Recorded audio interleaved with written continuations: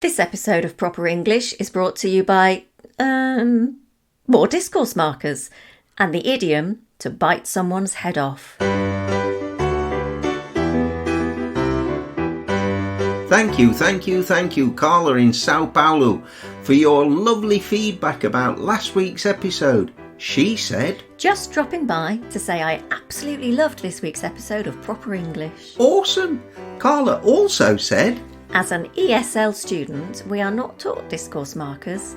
I guess it's something you usually pick up from films, TV shows or interviews. That's why I didn't have a clue what discourse markers were until I listened to this week's episode. Mind you, I've been using them quite a lot. You know what, Carla? You made us so happy we decided to do another one about discourse markers this week. Regular listeners will remember Carla from episode 51 in season 1 when we interviewed her. She's also given us a cracking idea about a future episode about stress and intonation. So keep your ears open for that. Mm-hmm. And while we're at it, thanking people, a big shout out to Speaking Cafe Goya and a lovely Miriam in Argentina for inviting me again to take part in her conversation workshop this weekend. And a big shout out and thank you and well done to students Luisina, Florencia and Carlos. I'm already looking forward to the next one. Yay! Last time, Dave, we talked about some discourse markers commonly used in speech. We did, Ali. But did you know we also use discourse markers in formal writing? Oh, yeah. We use them in formal letters, essays and reports, and they help us to organise our writing logically. Ah, yes. Now, students tend to be able to use the linking words firstly, secondly, thirdly, etc. quite easily. However, it's worth pointing out that you must make sure you're actually using them correctly. Mm-hmm. It's easy to say secondly when actually you've made more than 1 point beforehand. Oh, I've seen that a few times. Oh, yeah. aye. Let's look at some other discourse markers in groups. Okay. The essay in IELTS Writing Task 2 often requires you to give a point of view or present an argument. Oh, it does, yeah. So you could choose to open this with, in my opinion, or to begin with. Oh, yeah. Now, if you're writing a formal letter or work report, you may want to begin with something like regarding blah, blah, blah, or with regard to. As your piece of writing develops, you will want to use linking words or phrases to introduce ideas and arguments or to show a contrast. Two popular expressions are on the one hand and on the other hand. There's a glove. Oh, shush. If you use on the one hand, you should follow it up with on the other hand. However, you can use on the other hand on its own to compare something. Oh, I think we definitely need some examples here. Okay, can you start us off? Well, you could say something like, on the one hand, nuclear power is clean, but you couldn't just leave it there. You would have to finish off with, but on the other hand, when it goes wrong, it really is a disaster. Keep it light, Ali. But yeah, that's the kind of topic you might be asked to discuss during IELTS. A different example. The starter was delicious, but on the other hand, the main course was disappointing. Whereas would work nicely in that second example too. Oh yeah, it would, yeah. The starter was delicious, whereas the main course was disappointing. What about other ways to make contrasts? Well, you can simply say in contrast, or you might choose to say in comparison with, or compared to. Mm-hmm. Nevertheless, nonetheless, and however are also really useful. And nonetheless and nevertheless are favourite words of mine. But make sure you understand them. Listen carefully to these examples. She was tired. She'd had enough. Nevertheless, she persisted. Everyone knows smoking is bad for your health. Nonetheless, people still do it. I love that word. Which one? Nonetheless. Good, innit? OK, lastly, Tony said he was going to enter the cheerleading competition. However, he changed his mind at the last minute.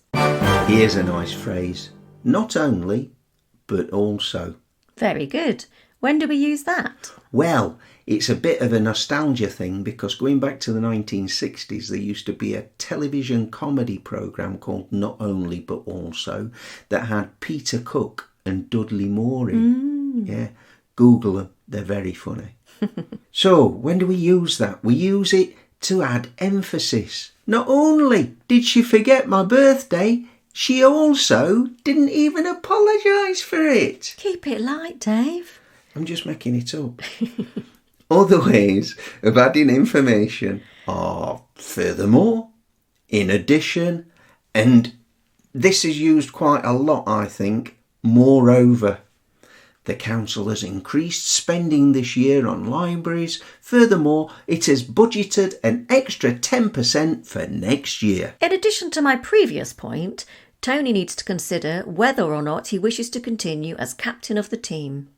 Texting while driving is dangerous. Moreover, it is illegal in many countries. Let's just pause there and make sure the usage is really clear. Okay. Listen to that sentence with the clauses swapped over. Texting while driving is illegal in many countries. Moreover, it is dangerous. It kind of changes the emphasis in a way that reduces the impact. Now, which is more important, illegal or dangerous? You decide. Two useful synonyms are as a result and consequently. This year's cohort were unable to sit their exams due to the pandemic. As a result, their teachers' predicted grades have been used. Nobody has been to the pictures during lockdown. Consequently, Cineworld are closing their cinemas. Oh, that's a shame, isn't it? Just temporarily, with a bit of luck. Phew. And how to finish your essay or report? I find students tend to be quite familiar with in conclusion. But like we mentioned at the beginning, sometimes it doesn't get used properly. Ah, yes. Your conclusion is your final point, your ending, so don't use it too soon. You can also say finally, and more formally you can write in summary. Ooh, I like that, in summary. Now, as an aside, you did something rather interesting there. Yay, good for me. What did I do? You said say. Right. Well, us native English speakers say even when we mean right. Ah, yes. I said you can also say finally, when what I really meant was you can also write finally. Well, we might also write in a message or an email, nice to hear from you. But of course, we didn't hear the other person speak. We only read their writing. English is hard sometimes, isn't it, Dave? It can be, Ali. It can be. And now it's time for Idiom of the Week. Idiom of the week? Bite someone's head off. That's something neither of us would ever do, is it? Ali, where's that tin of chickpeas I bought yesterday? I don't know. What are you asking me for? I'm not the one who put them in the cupboard. Blimey. We might also snap someone's head off. Is tea nearly ready? Give me a chance, will you? I spent 20 minutes trying to find the chickpeas. When we bite or snap someone's head off, we overreact in an angry way. We've all had a boss that bit our head off. Probably more than one, and probably more than once. Oh yeah, I've had a few grumpy bosses. Let's use the expression in a couple of sentences. Don't be afraid to ask your English teacher to explain gerunds again.